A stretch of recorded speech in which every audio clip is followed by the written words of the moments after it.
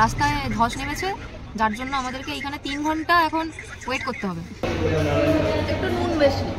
গাড়ি যাচ্ছে, এখানে সবাই চা খাচ্ছে। ও তোর চা খাওয়া হয়ে গেছে, এই যে চা খাচ্ছে। আর কি রে অনিশা, তুই চা খাবি না? Hi everyone, welcome to my channel. তো আজকে আমরা যাচ্ছি শ্রীনগর কাশ্মীর। তো এখন আছি কাটরায়। এখন বাজে সকাল 5:30। তো একটু পরেই আমরা বেরিয়ে পড়ব শ্রীনগরের উদ্দেশ্যে। আর আজকের ভিডিওটাতে আমরা এখান থেকে কিভাবে যাচ্ছি এবং কোথায় স্টে করছি সেই সম্বন্ধে তোমাদের সাথে শেয়ার করব। তো ভিডিওটা শেষ পর্যন্ত দেখতে থাকো, সঙ্গে থাকো। চলো এবার আমরা বেরিয়ে পড়ি। তো এখন বাজে 7:30 আর কাল রাতে প্রচণ্ড বৃষ্টির পর আজ সকালবেলা সুন্দর রোদ বেরিয়ে গেছে। আর আমরা আমাদের প্রত্যেকের গাড়িতে লাগেজ প্যাক করে শ্রীনগরের উদ্দেশ্যে বেরিয়ে পড়েছি। সকালবেলা এই পাহাড়ের মনোরম দৃশ্য দেখতে দেখতে আমরা এগিয়ে যাচ্ছি কাশ্মীরের পথে। গাড়ি ছাড়লো, আমরা জম্মু থেকে কাশ্মীরে যাচ্ছি। বলো কি প্রবলেম হয়েছে? প্রবলেম ওই তো রাস্তায় ধস নেমেছে, যার জন্য আমাদেরকে এইখানে 3 ঘন্টা এখন ওয়েট করতে হবে। এমনি শরীরটা খারাপ, তার উপরে আবার 3 ঘন্টা ওয়েট। ও মাই গড, গাড়ি চললেও মানা যায়, জ্যাম হয়ে গেছে। দাঁড়িয়ে থাকতে হলে এই বিরক্ত লাগে। এখন 500 গাড়ির লাইন, তাদেরকে ছাড়বে, তারপর আমরা বেরোতে পারবো। এবার সেটা 3 ঘন্টা থেকে 4-5 ঘন্টাও হতে পারে। যেহেতু অনেকটা সময় অপেক্ষা করতে হবে, তাই এখানে একটা ধাবা আছে, এই জায়গাটা দেখেই অপেক্ষা করার এখানে সিদ্ধান্ত নেওয়া হয়েছে। তো কি করবো বাসে বসে বসে, তাই জন্য আমরা এখানে ফটোশ্যুট করতে এসেছি। আর পিছনের ভিউটা জাস্ট ওয়াও, তোমরাও সেটা দেখতে পাচ্ছ নিশ্চয়ই। আর তাই জন্য আমরা একদম ফটোশ্যুট করতে নেমে পড়েছি, কারণ কতক্ষণ এখানে দাঁড়াতে হবে সেটা তো আমরা বুঝতে পারছি না। এবার বলো, এখানে দাঁড়িয়ে দাঁড়িয়ে তোমার কি মনে হচ্ছে? আমার খালি মনে হচ্ছে যে কখন যাবো। একদম ঠিক, কারণ আমরা ওইখানে কাশ্মীর যাওয়ার জন্য পেরিয়েছি। তো এইখানে দাঁড়িয়ে থেকে মানে মনে হচ্ছে কখন সেই জায়গায় পৌঁছাবো যেটাই আমরা যেতে চাইছি, কখন যাব, যে এতটাই এক্সাইটেড হয়ে আছি আমরা। খিদেও পাচ্ছে, আর খিদে পাচ্ছে, দেখি কি খাওয়া যায়। তো অনিশা এখন খুব জোর খিদে পেয়েছে, এখন খেতে গেছে, দেখি সে কি খাচ্ছে। যদিও আমি কিছু খেতে পারবো না, আমার শরীরটা খুব খারাপ। এই যে দেখতে পেয়েছি। এই তোরা কি খেতে এসেছিস? কি আলু পরাঠা খেতে এসেছো? আর হাই, তুই কি খাবি? আলু পরোটা। আর তুই কি খাবি? খুব জোর খিদে পেয়েছে। কি খেতে বসেছিস?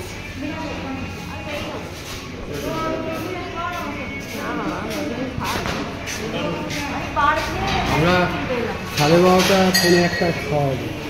আমরা হালকা টিফিন করি। ঠিক আছে ঠিক আছে, এখানেই খাও। কোথায় খাওয়া হবে? ম্যাগি এসে গেছে, দেখি ম্যাগি। অনেক সবজি দিয়ে একদম সুন্দর ম্যাগি বানিয়ে দিয়েছে। এবার কেমন খেতে হয়েছে সেটা অনিশা বলবে। গরম গরম ম্যাগি।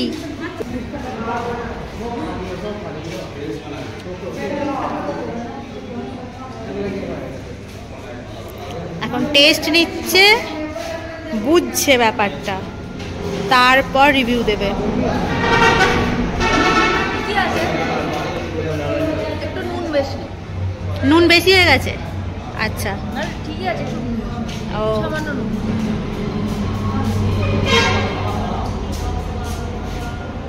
তো দিদিদের জন্য আলু পরাঠা এসে গেছে। দেখি আলু পরাঠার মধ্যে কি কি দিয়েছে। আচ্ছা, বড় বড় আলুর পরোটা দিয়েছে। আচ্ছা, এখানে দিয়েছে ঘুগনি, আর ওটা কি দই, আর এটা এদিকেরটা কি গো? এইটা কি? এটা কি বুঝতে পারছি না, রায়তা টাইপস কিছু একটা হবে। তো এবার খেয়ে বলবে কেমন। ও বাবা, এরা আবার বলছে আমি বলতে পারবো না। রনি বলবে কেমন হয়েছে। এ কি, তুই তো চেয়ে বসনি, তুই ভালো বলছিস কি কথা? মানে কি রিভিউ দিল, মানে বায়ানে টেস্ট চিবে যায়নি নে তার আগেই বলে দিল ভালো খেতে হয়েছে। এবার দিদি বলবে। গরম, তুমি গরমটা গালে পুড়লে কেন? জিভটা তো পুড়ে যাবে, আর টেস্ট বুঝতে পারবে। ভালো দেখে মনেই হচ্ছে ভালোই হবে।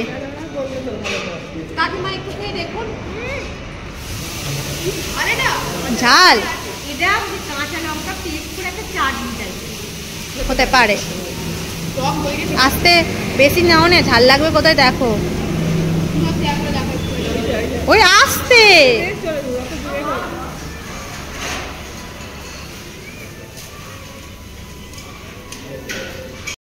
অবশেষে 1টার সময় আমাদের গাড়ি আবার স্টার্ট হলো।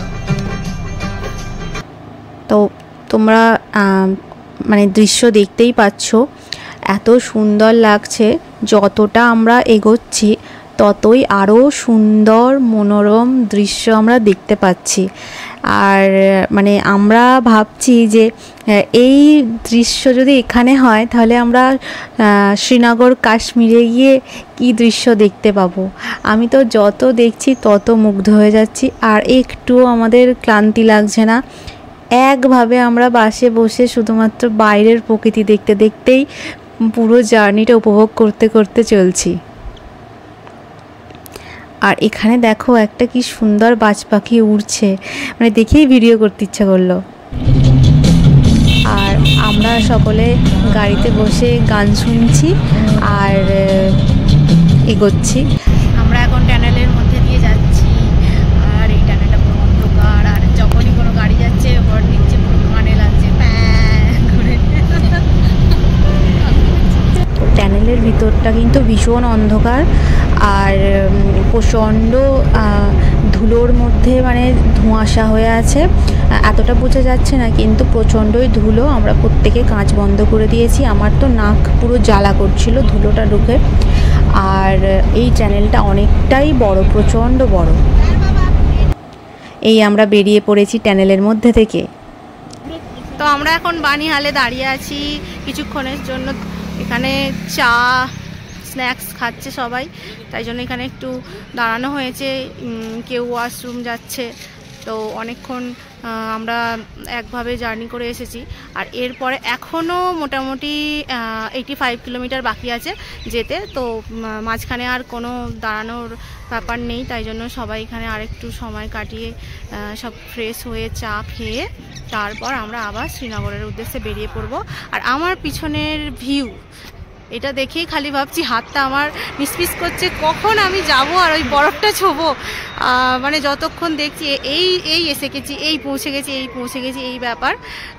তো কি বলবো, মানে কখন ধরে অপেক্ষা করছি জাস্ট ওই জায়গায় যাওয়ার জন্য। এখানে সবাই চা খাচ্ছে। ও তোর চা খাওয়া হয়ে গেছে, এই যে চা খাচ্ছে। আর কি রে অনিশা, তুই চা খাবি না? আচ্ছা যা, আমরা এখানে একটুখানি ফটোশ্যুট করতে এসেছি এই পিছনের ভিউটা নিয়ে। জাস্ট দেখো এত সুন্দর, আর আমার এখনই গলা বসে যাচ্ছে, তারপরে আরও কি হবে কে জানে। বাপরে বাপ, এখানে প্রচণ্ড ঠান্ডা, এই সামান্য এইখানেই ঠান্ডা। তো এখানে আমাদের ফুল টিম এখন চা খাচ্ছে, স্ন্যাক্স, বিকেলে স্ন্যাক্স সবাই খাচ্ছে, কেন কি এরপরে তো আর গাড়ি দাঁড়াবে না, তাই সবাই কিছুটা টাইম এখানে কাটিয়ে পেট একটু ভরিয়ে আর কি নিচ্ছে। তো আমাদের রেস্ট নেওয়া শেষ, এবার আমরা আবার বেরিয়ে পড়েছি কাশ্মীরের উদ্দেশ্যে। এখান থেকেই কাশ্মীর স্টার্ট, আর এখানেই দেখতে পাচ্ছি বরফ ঢাকা শুধু পাহাড় আর পাহাড়। তোমরা সেটা দেখতেই পাচ্ছ, কি সুন্দর দৃশ্য। আর এখন সূর্য অস্ত যাচ্ছে, তো তার জন্য বাইরের মানে প্রকৃতির দৃশ্যটা ভীষণ সুন্দর। আমার মানে দেখতে দেখতেই সময় চলে যাচ্ছে। সবাই এটাই বলছে যে এত সুন্দর দৃশ্য, আমাদের মানে কথা কি বলবো, এই দেখতেই সময় কেটে যাচ্ছে। এই দেখো সূর্য অস্ত যাচ্ছে, আর সেখানে বরফটা পুরো সোনালি হয়ে আছে। ক্যামেরায় অতটা ভালো ধরছে না, কিন্তু আমরা চোখে দেখতে পাচ্ছি, সেটা এত সুন্দর লাগছে বরফে সূর্যের আলোটা পড়ে। আমরা এখন ডাল লেকের পাশ দিয়ে যাচ্ছি, আর শিকারাগুলো দাঁড়িয়ে আছে, অনেকে এই রাত্রিবেলা শিকারা রাইডও করছে, খুব সুন্দর দেখতে লাগছে। আর আমরা ডাল লেকের 14 নম্বর গেটের ওখানে একটা হোটেলে থাকবো, সেটাই আমাদেরকে বলল। তো আমরা এখন সেদিকেই যাচ্ছি।